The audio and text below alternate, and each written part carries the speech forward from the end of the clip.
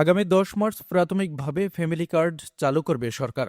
আপাতত 14 উপজেলায় একটি করে ইউনিয়নে এ কার্ড বিতরণ করা হবে। মঙ্গলবার সচিবালয়ে প্রধানমন্ত্রীর সভাপতিত্বে অনুষ্ঠিত সভা শেষে সাংবাদিকদের এ তথ্য জানান সমাজ কল্যাণমন্ত্রী আবু জাফর মোহাম্মদ জাহিদ হোসেন। তবে প্রশ্ন উঠেছে, এই কর্মসূচির অর্থের যোগান আসবে কোথা থেকে?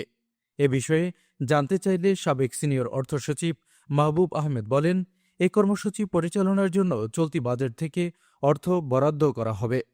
কিন্তু কোনোভাবে টাকা ছাপিয়ে এ ধরনের কর্মসূচি বাস্তবায়ন করা সঠিক হবে না, কারণ এতে মূল্যস্ফীতি আরেক দফা বেড়ে যাবে। এই পাইলটিং প্রকল্পের জন্য মোট 2,11 লাখ টাকা বরাদ্দ করা হয়েছে, যার 77% অর্থ সরাসরি দরিদ্র পরিবারগুলোর হাতে পৌঁছাবে। এটি বাংলাদেশের দরিদ্র জনগোষ্ঠীর অর্থনৈতিক মুক্তির একটি ঐতিহাসিক সনদ হিসাবে বিবেচিত হবে, যা প্রতিটি নাগরিকের মর্যাদা ও অধিকার নিশ্চিত করবে।